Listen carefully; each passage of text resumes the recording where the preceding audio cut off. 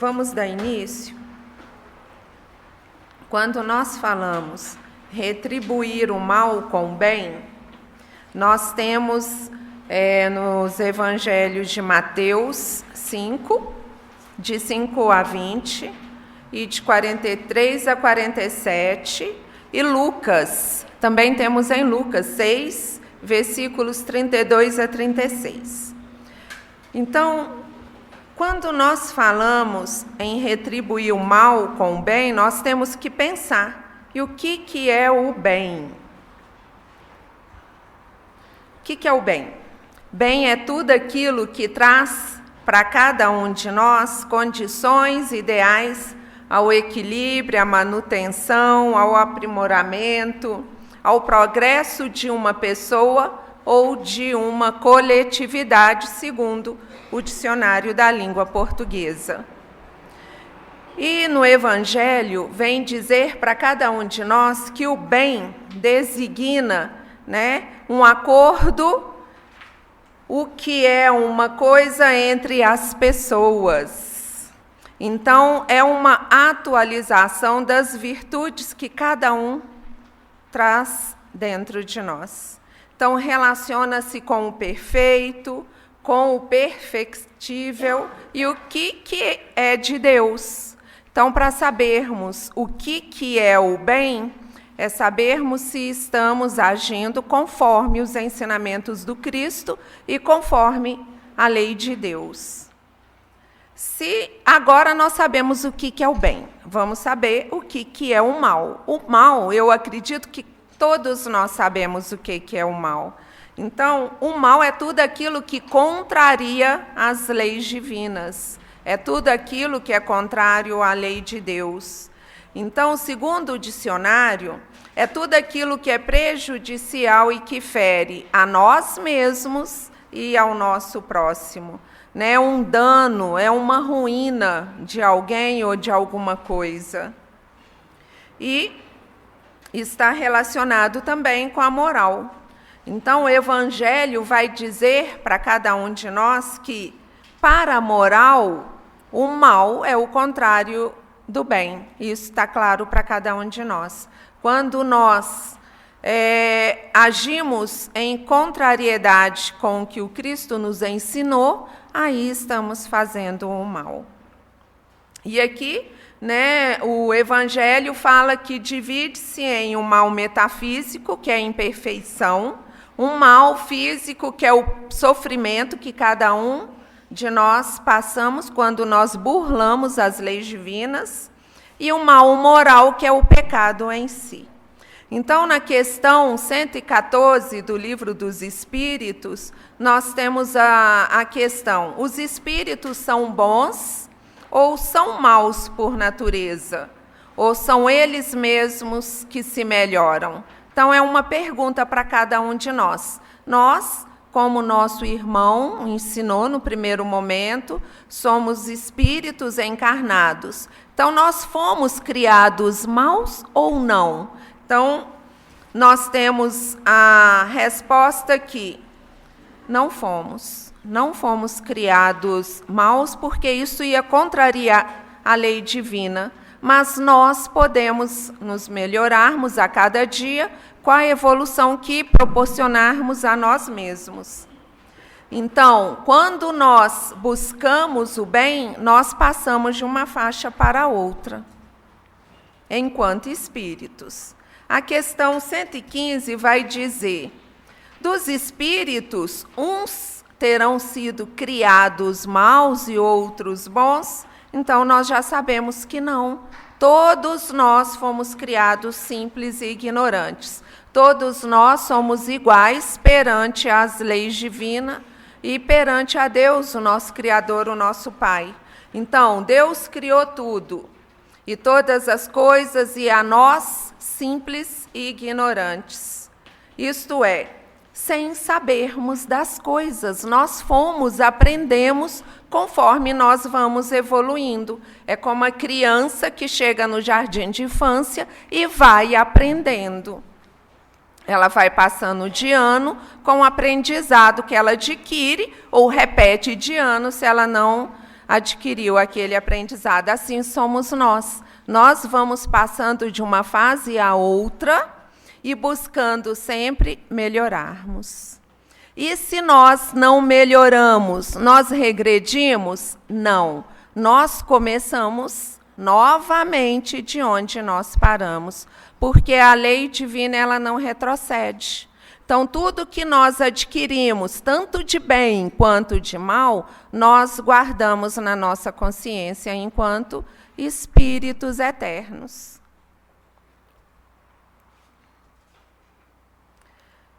Pagar o mal com o bem. Vamos pensar. Jesus trouxe um ensinamento para cada um de nós que dizia, e ainda é atual nos dias de hoje: quanto a vós, amai os vossos inimigos, fazei o bem a todos e emprestai sem nada esperar. E então a vossa recompensa será bem maior, e sereis os filhos do Altíssimo, pois ele é bom com os ingratos e até mesmo com os maus. Sede, pois, misericordiosos, como vosso Pai o é. Então, aqui, no Evangelho segundo o Espiritismo, no capítulo 12, no item 2, vai ensinar para cada um de nós que nós devemos pagar o bem, né, independente do mal que tenham feito conosco.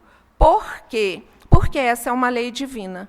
E quanto mais bem nós fazemos, mais nós recebemos isso de volta. Às vezes nós pensamos, só faço bem. E a minha vida não está tão boa assim, não vai tão bem assim. Nós temos que pensar que nós estamos vivendo, né, essa vida atual para muitas vezes resgatarmos débitos do passado. Então, Jesus nos diz para que nós devemos render graças a Deus por tudo, porque muitas vezes aquele mal, né, que estivermos passando poderia ser um mal muito maior ainda. E pela misericórdia divina, nós vamos passando quando não murmuramos como uma brisa leve. Quando nós murmuramos, quando nós nos contrariamos, quando nós amaldiçoamos tudo pelo qual estamos passando, a nossa vida vira uma tempestade. Parece um furacão que nos abala, nos joga no chão e nos impede de seguir em frente e levantar. Então, que possamos render graças a Deus por tudo pelo qual estivermos passando e por tudo que nós temos. Daí, como que nós vamos diferenciar o mal do bem? Como que nós vamos saber o que é mal e o que é bem? O que é nosso e o que não é nosso? Né? Então, Allan Kardec, no Livro dos Espíritos, vem falar para a gente como que é simples. O bem é tudo aquilo que é conforme à lei de Deus. O mal é tudo aquilo que é contrário às leis divinas. Simples assim. E nós também temos uma centelha divina, porque nós somos fonte da centelha divina que nos criou, que nos alerta. Quantos de nós, né, às vezes a gente não sabe se está fazendo bem ou mal e vem, né, aquela inquietação na nossa consciência que muitas vezes nós nem paramos para pensar bem ou elevarmos o pensamento, uma oração a Deus e pedir discernimento. Então, assim, fazer o bem é proceder conforme a lei de Deus. Ainda na questão 631, nós temos a pergunta: tem meios o homem de distinguir por si mesmo o que é bom do que é mal? Acabamos de ver que sim.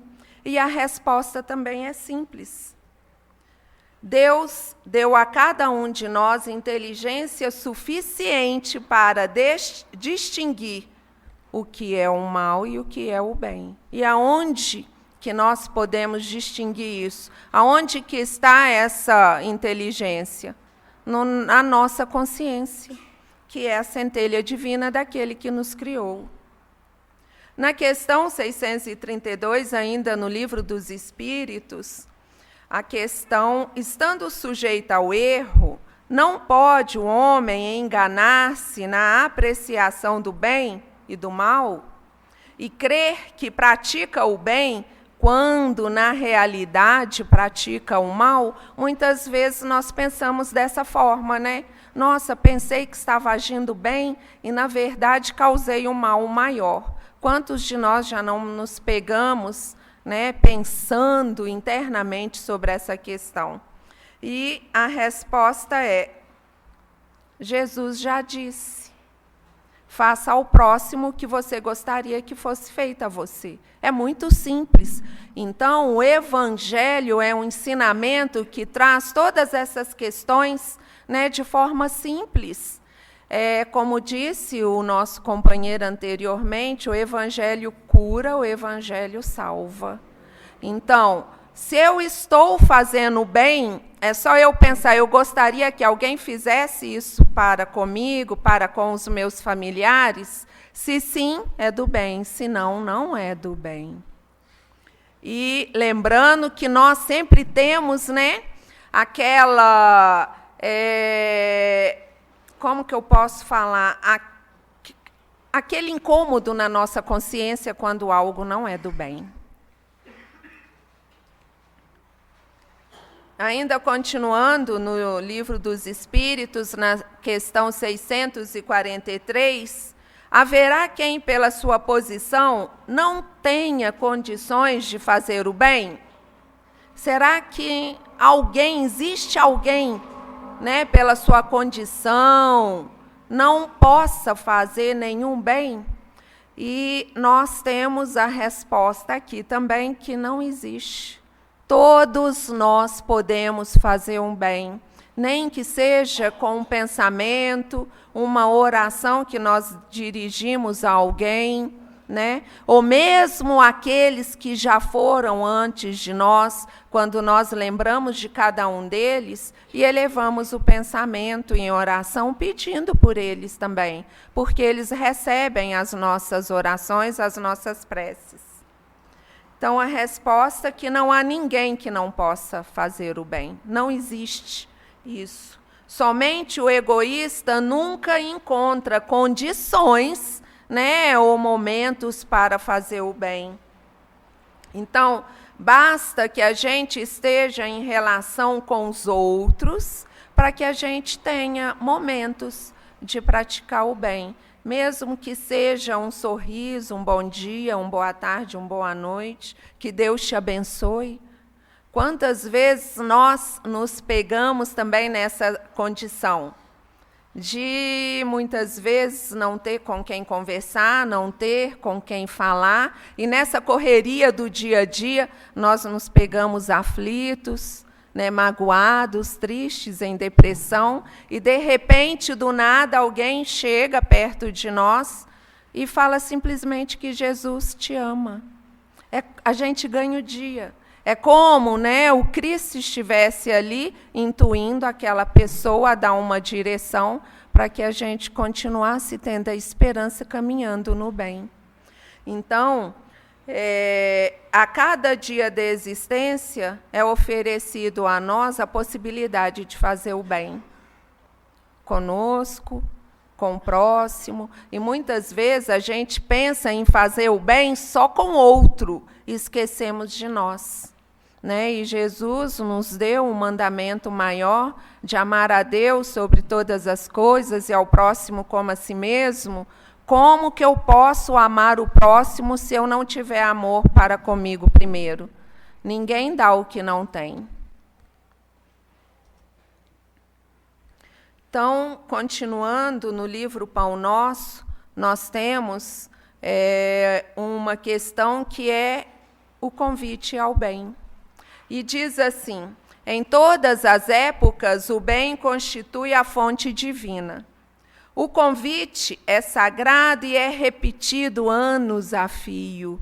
significa que a todo momento nós temos condições de fazer o bem. E muitas vezes nós somos chamados, e nós, com a desculpa desse mundo corrido, e é corrido mesmo, nós não conseguimos tirar nenhum momento, nenhum minuto, para poder trazer o bem para uma pessoa que muitas vezes está esperando de nós uma palavra, um carinho, um abraço, um aperto de mão. Então, quase toda a gente ouve as requisições da natureza inferior, olvidando deveres preciosos. Os apelos, todavia, continuam. Aqui é um livro amigo, revelando a verdade em silêncio. Ali é um companheiro generoso que insiste em favor das realidades luminosas da vida. Então, muitas vezes a gente quer uma mensagem do outro, muitas vezes a gente quer uma psicografia, sem lembrar que quando nós elevamos o pensamento a Deus e emitimos ondas cerebrais que nos fazem entrar em contato com o plano maior, nós também recebemos as informações. Muitas vezes nós não queremos acreditar, nós não queremos ouvir, e nós não damos valor àquilo que muitas vezes os nossos mentores e guias espirituais vêm trazer para cada um de nós. Porque o Cristo falou que nenhuma prece fica sem resposta. Então, aquele que não tem olhos para ver e ouvidos para ouvir, não consegue mesmo receber a mensagem do Cristo. Então, no livro Instrumentos do Tempo, Emmanuel vai dizer para nós que nós devemos procurar enxergar o bem mesmo onde as pessoas não veem o bem. Então, ele vem falar para a gente que nós não devemos desistir de ajudar ao próximo, nem de perdoar, nós não devemos desistir de amparar, porque muitas vezes o nosso próximo, e às vezes é tão próximo que nós não conseguimos enxergar, ele está deserdando de fazer o bem, muitas vezes deserdando até da própria vida. E nós, apenas com uma mão estendida, uma prece em favor do próximo, podemos livrá-lo da morte, antes do tempo, podemos livrá-lo da angústia, porque a esperança, ela move multidão. E era isso que o Cristo fazia. Os ensinamentos dele era quando ele movia a multidão através do exemplo, através das palavras, através dos ensinamentos, das exortações de esperança no dia futuro. Então, que nós possamos fazer isso também, ajudar a todos aqueles que necessitam, muitas vezes, da nossa ajuda em silêncio.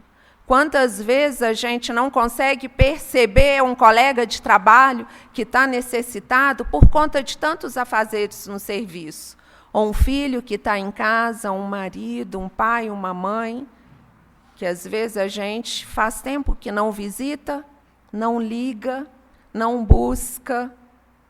Então, nós temos a oportunidade, igual foi falado aqui, Emmanuel falou para cada um de nós, que nós somos chamados o tempo todo. E a espiritualidade de luz não se cansa de chamar. E nós que estamos muitas vezes, dando a oportunidade de outros fazerem o que nós mesmos deveríamos estar fazendo, o bem.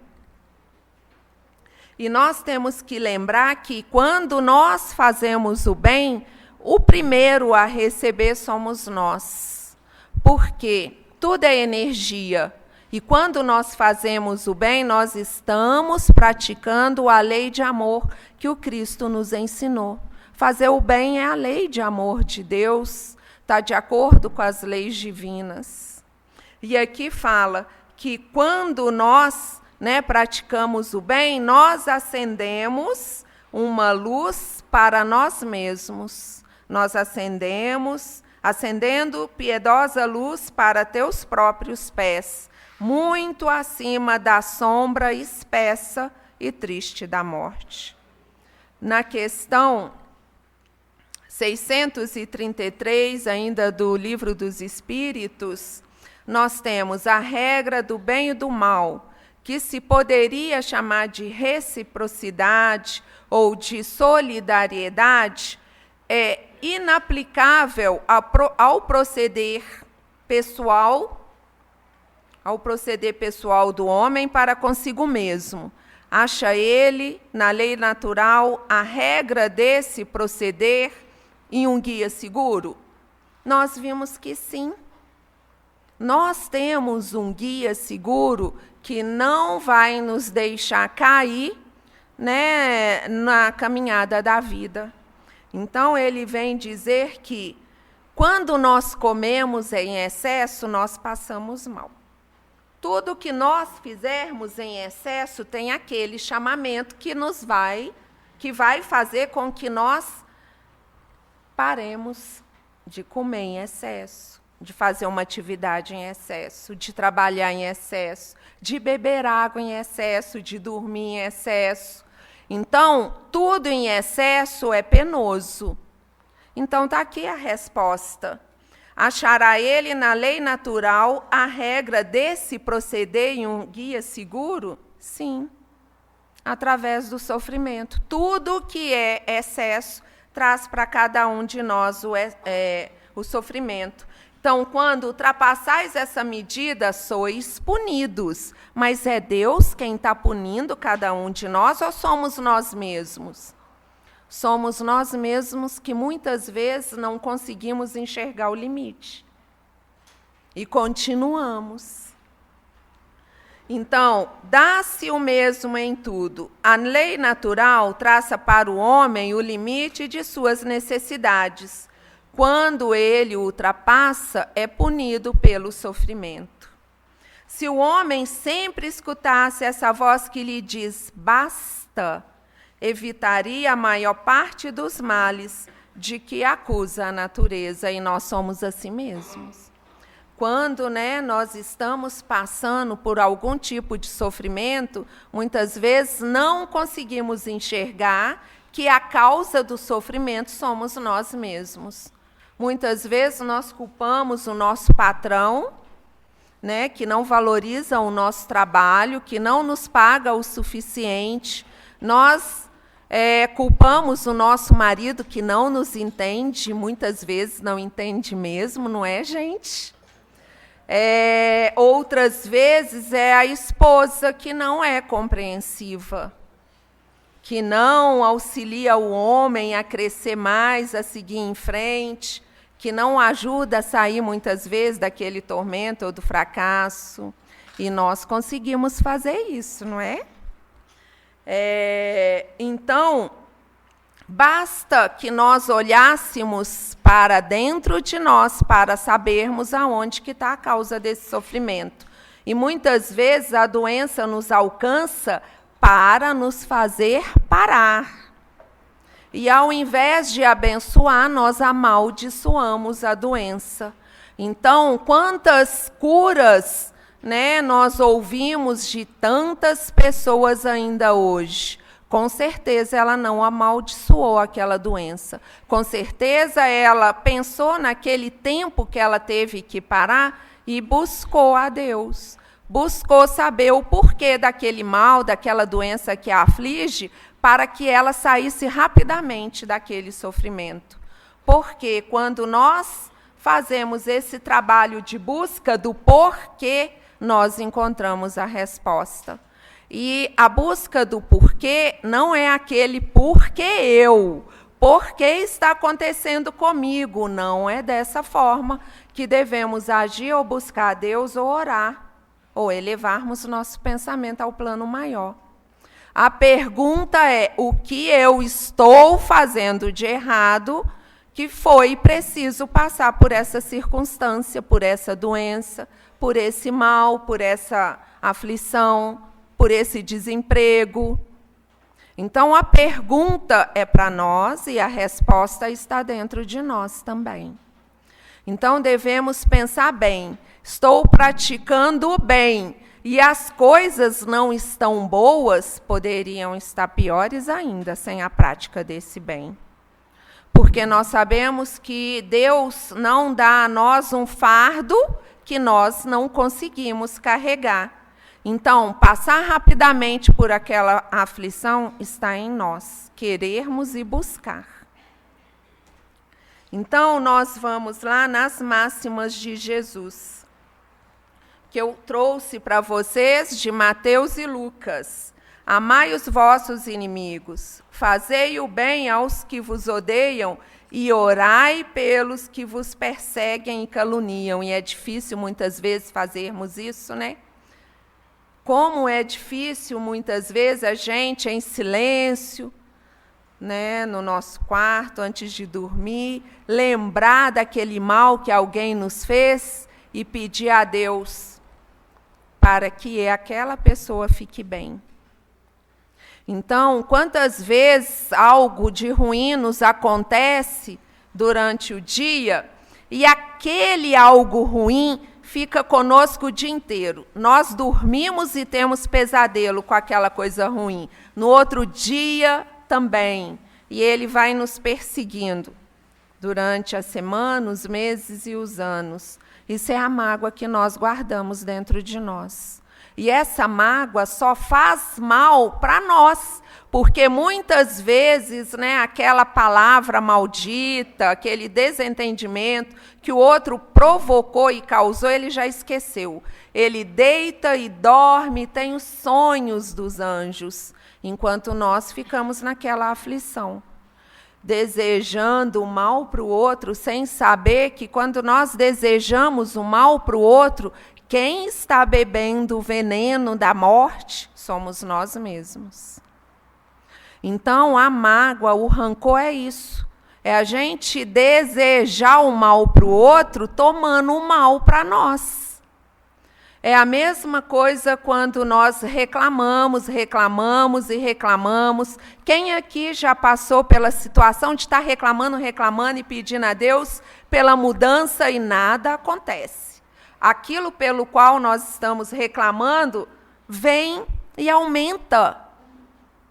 Por quê? Porque reclamar é clamar novamente aquele mal. Então, todas as vezes que reclamamos, nós estamos clamando aquilo de volta para a gente. Aí nós culpamos Deus que não nos ouve, o nosso mentor espiritual que nos abençoou, Jesus que não responde às nossas orações como ele havia dito, que nenhuma oração fica sem resposta, e tudo está dentro de nós. Somos nós quem causamos tudo ao nosso redor. Quantas vezes nós chegamos num lugar, não sei se vocês já passaram por isso, e tem pessoas rindo. E riem, isso contagia. A gente começa a rir também. Nem sabe o que está acontecendo, mas está rindo. O mal é assim também. Quando nós chegamos num lugar que as pessoas estão amaldiçoando, nós carregamos aquela energia pesada e começamos a fazer o mesmo. Então, como devemos proceder? Elevar o pensamento e buscar a Deus pedindo pelas pessoas. Se só amardes os que vos amam, que mérito se vos reconhecerá disso? É fácil nós amarmos a mãe, o pai, né, o filho, o marido, a esposa, mas é fácil a gente amar o ex-marido, a ex-esposa, a ex-sogra? Muitas vezes não é. E são essas pessoas quem deveríamos mais amar. Porque nada é por acaso, não existe acaso na lei divina. Joana de Ângeles diz para a gente que a coincidência, que o acaso é o agir de Deus em nossas vidas. Se saudardes apenas vossos amigos, o que fazeis mais do que os outros? nós também muitas vezes agimos dessa forma. Então seria bom que nós começássemos a mudar, para que a energia ao nosso redor também possa estar diferente. Quantas vezes aquela pessoa que nos caluniou um dia, ou que nos fez o mal, passa por nós e nos cumprimenta, a gente vira a cara. Ela já até esqueceu do que fez, mas nós guardamos aquela mágoa dentro de nós. E somos nós quem estamos morrendo em pecado. Sede, pois, cheios de misericórdia, como cheio de misericórdia é o vosso Deus. E nós vimos que Deus é misericordioso com o bom e com o ruim, com o que é justo e injusto. Nós podemos nos perguntar, mas Deus é Deus. Mas se nós somos criaturas de Deus, nós somos fruto daquele que nos criou, como que nós podemos agir diferente? É porque nós estamos nos desviando da semente divina que nos criou. Imagina se um pé de laranja resolvesse dar limão, contrariando a semente que a criou. Como que seria? Imagina se um pássaro que nasce resolvesse não ser mais um pássaro e ser um cão. Como que seria? Então, muitas vezes nós agimos dessa forma. Nós renunciamos àquele que nos criou. Nós renunciamos à semente divina que nos deu a vida. Como que nós fazemos isso? Contrariando as leis de Deus. É simples assim.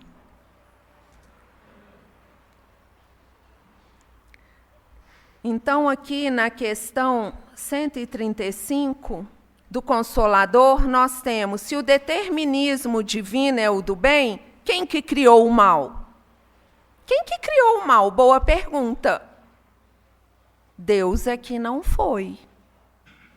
Se Deus não criou o mal, nós podemos ser maus? Não. O mal é dessa forma que está dizendo aqui, olha, o determinismo divino se constitui de uma só lei, a lei do amor. E esse amor é universal e foi o que Cristo trouxe para cada um de nós. O amor supera tudo, todo o mal. Todavia, confiando em si mais do que em Deus, o homem transforma a sua fragilidade em foco de ações contrárias a essa mesma lei, efetuando, deste modo, uma intervenção indébita na harmonia divina. Então, quando que nós estamos contrariando as leis divinas? Quando nós passamos por cima de Deus. Quando nós achamos que nós somos Deus. Aí vocês podem me perguntar, mas o Cristo disse, vós sois deuses. Não foi isso? Foi, mas nós não conseguiríamos jamais superar o Pai Criador, a semente divina, a fonte divina, a fonte eterna e misericordiosa que nos criou. Da mesma forma que nós não podemos ser o nosso pai ou a nossa mãe que nos deu a vida. É simples assim. Então, quando nós queremos estar no lugar de Deus, sermos Deus, eis o mal. O mal está aí. Por quê? Somos orgulhosos e egoístas. Nós nos fazemos orgulhosos e egoístas. Então, urge recompor os elos sagrados dessa harmonia. Como? Através do resgate. Então, cada um de nós estamos aqui resgatando algo que não foi tão bom assim que fizemos anteriormente, nessa existência ou em outra. Urge recompor os elos sagrados dessa harmonia sublime. Vede, pois, que o mal essencialmente considerado não pode existir para Deus, em virtude de representar um desvio do homem. Então, o desvio é do homem, não é de Deus. Sendo zero na sabedoria e nas providências divinas.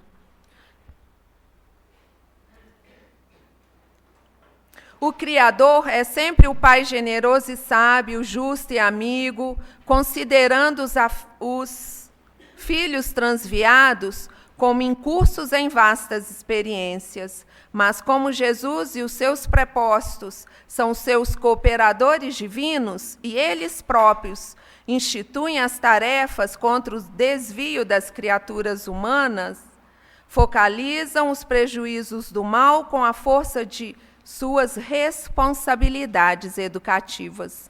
Então, o que quis dizer aqui? O sofrimento por que nós passamos não é castigo. Aqui ele falou, são responsabilidades educativas, da mesma forma que devemos fazer com os nossos filhos da carne, os nossos filhos do coração, os nossos companheiros, aqueles que estão conosco no dia a dia, aquela caixa da padaria do supermercado, que mais? Aquele companheiro que muitas vezes a gente senta ao lado, no ônibus todos os dias, nem mesmo sabe o nome dele, nem mesmo, muitas vezes, damos um bom dia ao chegarmos nos lugares. Então, aqui está dizendo, tudo que Deus traz para nós é de forma educativa e não de forma punitiva. Então, no livro O Poder do Ser, do Destino e da Dor, de Leon Denis, ele vai dizer, todo o poder da alma se resume em 3 palavrinhas, querer, saber e amar. Então, quando nós queremos algo, nós corremos atrás. Nós buscamos saber, compreender e entender.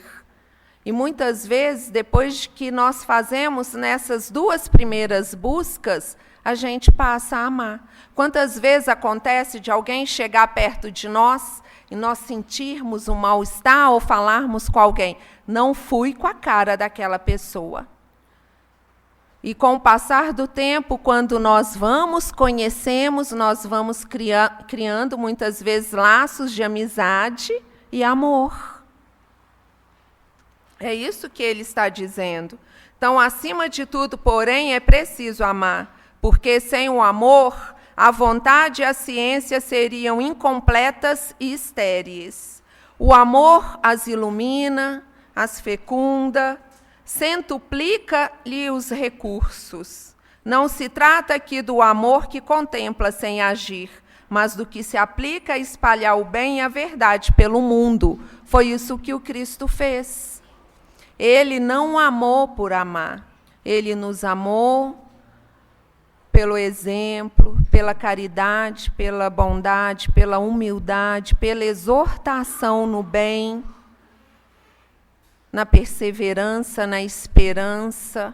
Ele avisava, ele falou, ele dizia e ainda diz para cada um de nós, tenha fé em Deus, tenha fé em mim.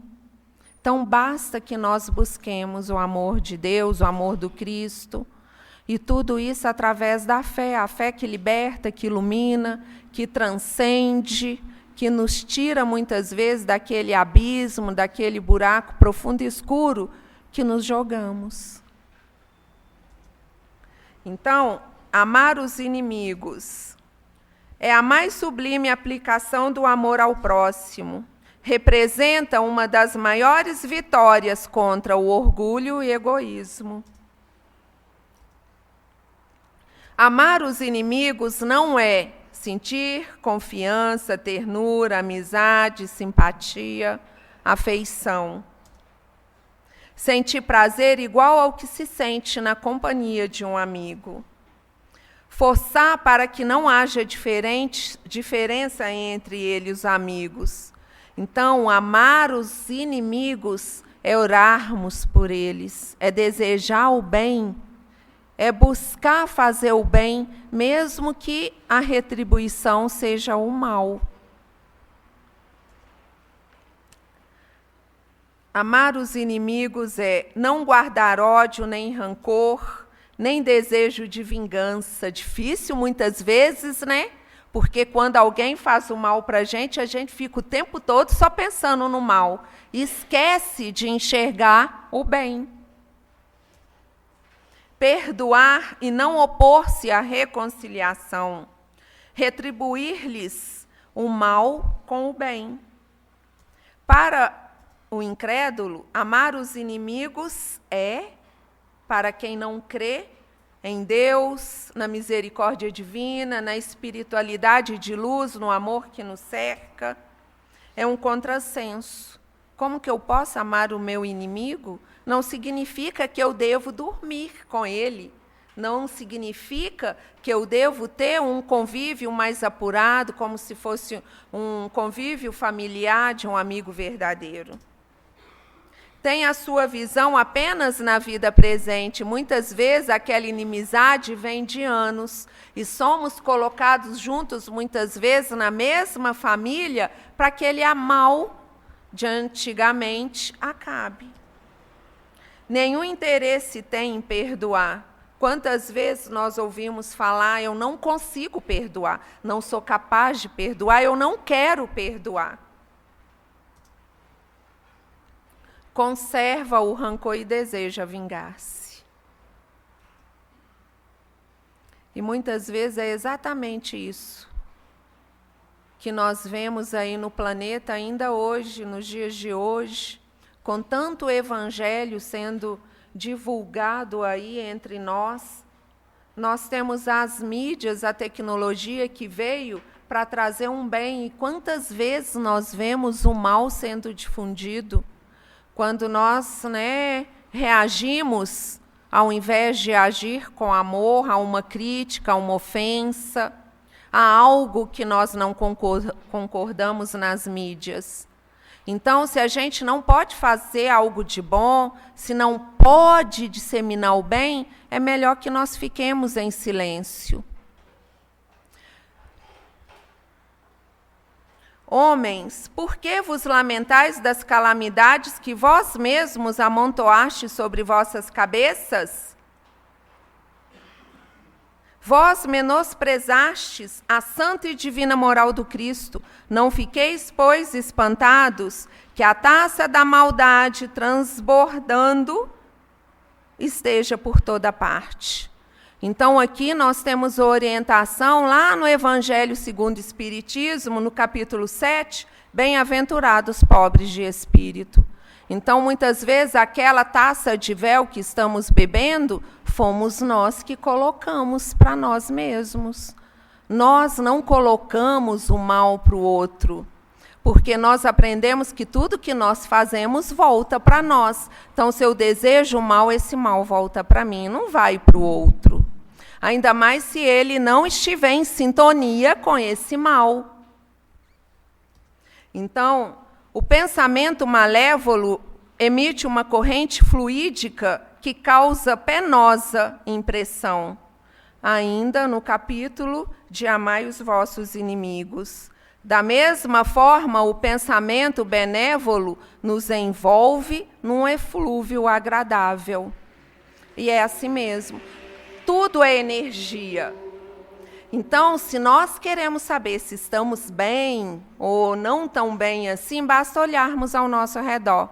As plantas que temos em casa, os animais, as pessoas, elas estão alegres, saltitantes, felizes, ou às vezes se pegam entristecidas, em depressão, tristes, chorosas, sem nem saber o porquê.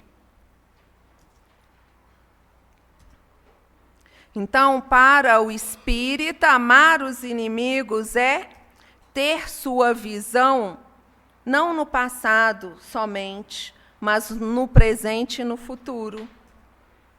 É saber que as maldades fazem parte das provas que lhe cumpre suportar. Então, se eu fiz o mal anteriormente, muitas vezes aquele mal que eu deveria receber não é um mal tão grande assim. Quantas vezes numa vida passada alguém tirou vidas, ela vem hoje para dar vidas. Um médico, um obstetra. Quantas vezes ela roubou de alguém, hoje ela vem com a missão de devolver, com juros e corrigendos. Então, muitas vezes, o que nós fazemos numa vida passada, num pretérito, muitas vezes nem tão antigo assim, nós temos a bendita misericórdia divina de pagar de uma outra forma, devolvendo aquilo que nós tiramos. É ter mais facilidade de perdoar, é não se queixar e agradecer a Deus por experimentá-los. Quem de nós agradece a Deus por uma experiência malsã? Por algo de ruim que aconteceu? Uma batida de carro no trânsito, uma enfermidade. Ó, Senhor, obrigada por esse carro que me atingiu.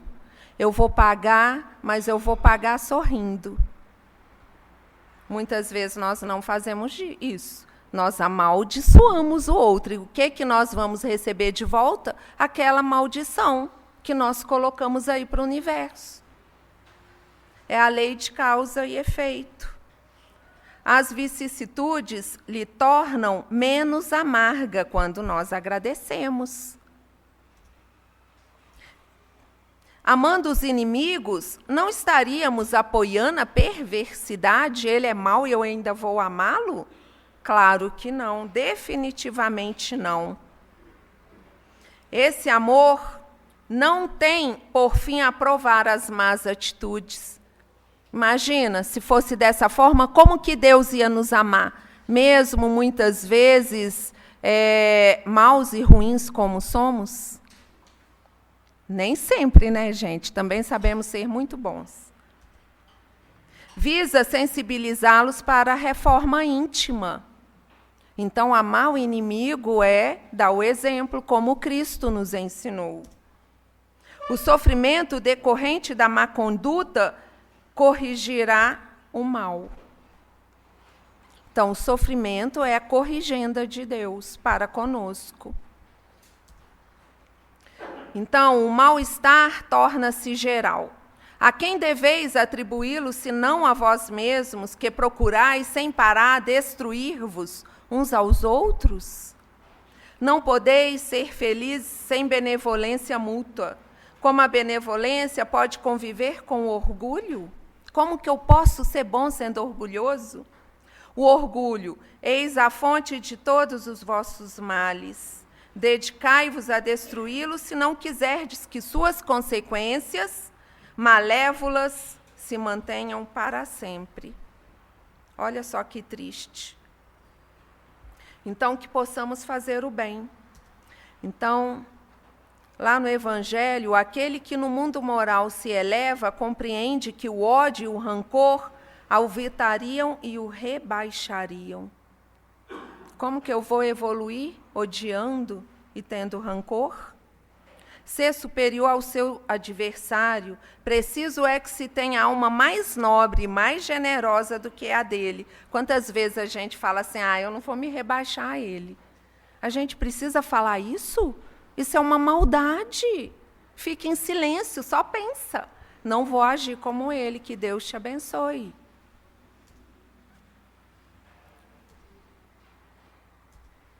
Deixa eu pular esse aqui. O tempo voa, né, gente?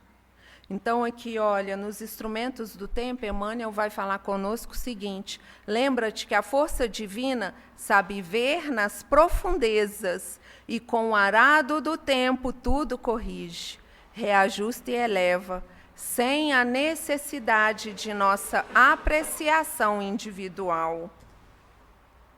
Aproveitemos o campo da boa luta para a sementeira do bem, porque não responderemos pelos outros, e sim por nós mesmos, quando a ordem superior da vida nos conduzir a exame necessário. Então, nós devemos pensar, quando nós partirmos dessa para uma outra vida, que é a verdadeira vida espiritual, e nós formos arguídos, o que nós fizemos, o que nós vamos responder? Abaixar a cabeça e ficar em silêncio ou querer debater? Então, tem uma história que Humberto de Campos traz para a gente, Eu esqueci o nome do livro. É algo de além-túmulo. Eu acho que é Recordações de Além-túmulo. Ele conta o seguinte, que uma... Ah, tá. É Crônicas? Eu acho que não é Crônicas, não. Depois eu olho ali e falo para vocês. Então, ele conta o seguinte, que era uma pessoa evangélica que vivia com a Bíblia na mão, pregando e fazendo o bem para todos que se achegassem a ele. Mas o bem que ele fazia era de forma crítica e julgando. Então, quando ele foi, ter na outra vida e tentar, se se defender, o espírito que estava conversando com ele falava assim: então vamos abrir o Evangelho e ver exatamente qual foi a sua resposta para aquele irmão. Aí ele silenciava. Aí ele tentava se defender com outra versão, do bem que ele achava que estava fazendo. Aí a espiritualidade fazia o quê?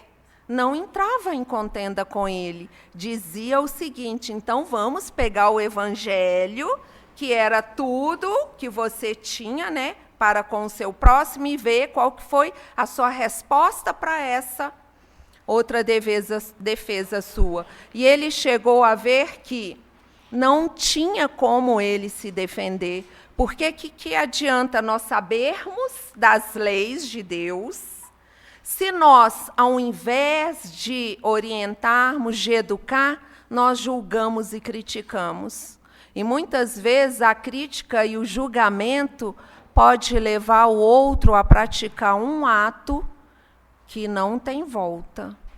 Então, nós temos que ponderar até no que nós falamos para o nosso semelhante, para aqueles que estão conosco. Se somos rígidos com o outro, a vida vai agir com rigidez para conosco também.